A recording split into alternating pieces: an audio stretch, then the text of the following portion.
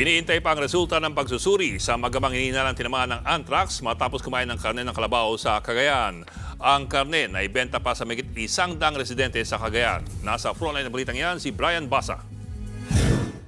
Binabantayan ng Cagayan Provincial Health Office at ng Department of Health ang barangay Matalaw sa bayan ng Santo Niño para makontrol ang pagkalat ng pinaghihinalaang anthrax. Kasunod ito ng paglabas ng sintomas ng sakit sa mag-amang kumain ng kinatay nilang kalabaw.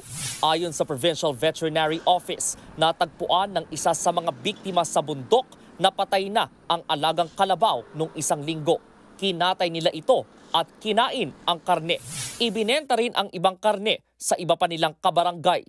Ilang araw ang nakalipas, nakaranas ang mag-ama ng lagnat, panginginig, panghihina at ilang sugat sa katawan. Nakalabas na ng ospital ang isa sa mag-ama. Ipinadala na ang kanilang specimen sa Research Institute for Tropical Medicine o RITM sa Muntinlupa para makumpirma kung anthrax nga ang tumama sa kanila. Binabantayan naman ang higit 100 residenteng nakabili at nakakain ng karne ng apektadong kalabaw. Marami pong bumili, pero yung iba po hindi pa po nila niluluto. Kinuha nung team natin yun as additional specimen for laboratory analysis. Ang anthrax ay sakit mula sa bakteryang galing sa lupa. Pwede itong tumama sa mga hayop gaya ng kalabaw na ipapasa sa tao ang anthrax kung may direktang contact o nakain ang apektadong hayop. Mahahawa rin kung pumasok sa sugat ang bakterya.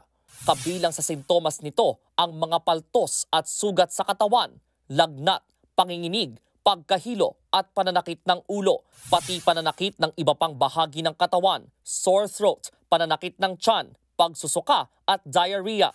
May bakuna laban sa anthrax pero mainam pa rin ang agarang paglibing sa mga hayop na biglaan ang pagkamatay. Ikinakasa na ngayon ng Veterinary Office sa Cagayan na bakunahan ang mga hayop sa apektadong barangay. Magkakaroon sana ng agarang pagbabakuna bukas. Wala pong available yata na anthrax vaccine. That's why medyo pumunta sa Metro Manila yung representative po ng Department of Agriculture para po mag-withdraw ng bakuna. Nagbabalita mula sa Frontline, Brian Basa, News 5.